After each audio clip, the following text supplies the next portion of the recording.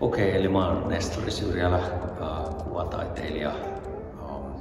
Ja täällä Formboxissa on nyt mun näyttely Together-niminen kokonaisuus.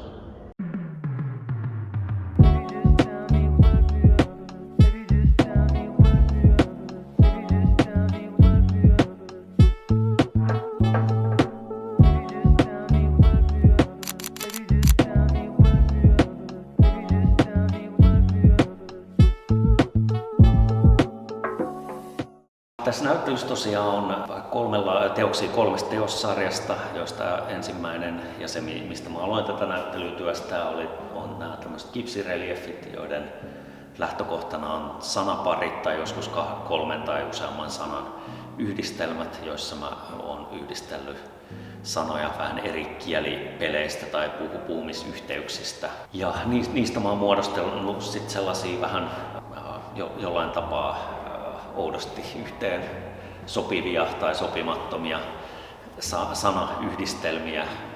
Sitten toinen teossarja, mitä tässä näyttelyssä on tällainen Gut Swap-niminen sarja, jossa on myöskin laitettu asioita vierekkäin, jotka ei yleensä kohtaa, ja niiden sisälmykset on vaihdettu päittäin.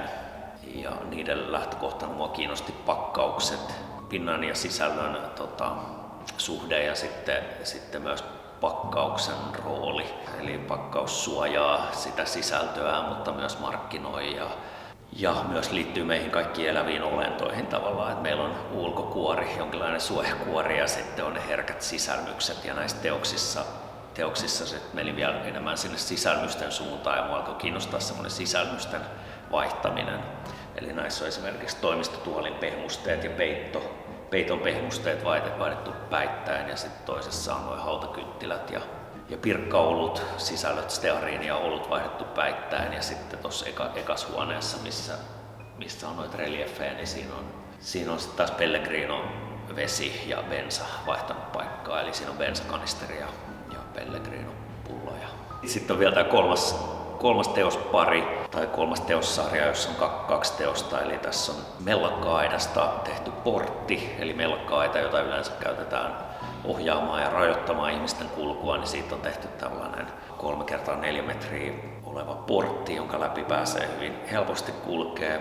Ja sitten toisaalta tässä on tämä Coca-Cola-barrikaaditeos, jossa mä oon ottanut Coca-Colaan tällaisen vapauden ja globalisaation symbolin tai ehkä amerikkalaisuuden symbolin myös ja tehnyt siitä tuollaisen niin kuin barrikaadin tai esteen, joka sitten peittää ja estää pääsyn tuohon vikaan näyttelytilaan. No ainahan taide on aina semmoista niin vuorovaikutusta ja kommunikointia kuvitteellisen yleisön tai todellisen niin kuin tietyn henkilön tai yleisön kanssa. Että minusta taidetta on aina kiinnostavaa. Mä teen sitä mun omista lähtökohdista ja siihen vaikuttaa tietysti se, mitä mä ajattelen, mikä on kuvitteellinen yleisö tai se jotkut tietyt henkilöt, joille joskus voi ajatella tai kysyy jonkun mielipidettä tai näyttää jotain teosta etukäteen jollekin. Siinä voi olla semmoinen joku kuvitteellinen yleisö ehkä joskus, mutta yleensähän se on kiinnostavinta vaan, että sä teet ne teokset sun omasta kulmasta ja niissä on joku lähtökohta ja susta ne jotenkin kumpuaa ja sitten on kiinnostava kuulla, mitä toiset ihmiset niistä näkee ja saa niistä irti, että tietenkään taiteessa ei haeta semmoisia niin kuin sentimentaalisia efektejä, että pitäisi etukäteen määrittää se, miten pitää kokea joku teos, vaan niin teoksiksi päätyy sellaiset ideat, jotka on itsellekin ehkä vähän hämäriä ja sellaisia, mihin ei ole yhtä tulkintaa tai että niillä ei myydä jotain ideaa tai tunnetta. Aivan joo, se epäonnistuminen aina kuuluu taiteelliseen prosessiin. Ainakin itsellä aina on joku idea ja sitten sitä kokeilee käytännössä ja sitten se harvoin toimii ihan sillä tavalla, kun sä olet ajatellut. Ja sitten täytyy jatkaa sen työstämistä tai niin kuin fyysisesti tai miettiä se jotenkin ihan eri tavalla. Että kyllä nämä kaikki teokset tässä on näyttelyssä niin kuin käynyt läpi monia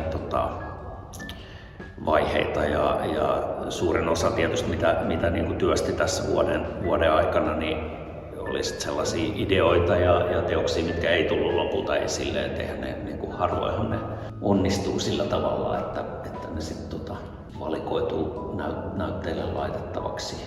Ja aina se on vähemmän stressaavaa, mitä kauempana se sovittu näyttelyaika vaikka on, ja mitä lähempänä se taas on, sitä enemmän se ehkä harmittaa, kun joku asia ei toimikaan niin kuin sen oli ajatellut hienosti toimivan. Useinhan se vaatii taiteessa myös sitä, että sulla on joku alkuperäinen idea, ja sitten sä lähdet tutkimaan jotain, kokeilet sitä ja sitten se epäonnistuu ja lähdet tutkimaan sitä. Tai ei välttämättä edes epäonnistu, vaan lähdet sitten kokeilemaan niin jotain toista kulmaa siihen tai muokkaamaan sitä jotenkin, ja sitten sä voit aina palata siihen alkuperäiseen ideaan. Ja joskus voi tuntua, että se niin kuin monta viikkoa, mitä mä työstin jotain siitä lähtevää sivujuonta, niin se ei ollut olennainen, mutta aina se paljastaa vähintäänkin sen, että mikä oli hyvää ja toimivaa siinä alkuperäisessä ideassa. Niin siksi se ei tietenkään ole ikinä turhaa se niin kuin sellaisten teosten ja asioiden työstäminen, joista ei sitten tullutkaan mitään niin kuin esille laitettavaa. Et ehkä mä voin sen vielä sanoa, että näissä niin kuin kipsireliefeissä mä haen paljon sitä, että se fontti ja kirjoitusasu olisi just sopivan epäselvä tai hankalasti luettava, tai mä kokeilin vähän sitä, että miten ne kirjaimet ja sanat siihen järjestää sellaisella tavalla, että ne pystyy lukemaan, mutta samaan aikaan siinä on semmoinen joku työteliäisyys tai siihen, että se ottaa vähän aikaa tavallaan ja vangitsee katsojan siihen joksikun aikaa niin kuin lukemaan ja tulkitsee niitä kirjaimia ja sanoja, missä järjestyksessä niitä kuuluu lukea.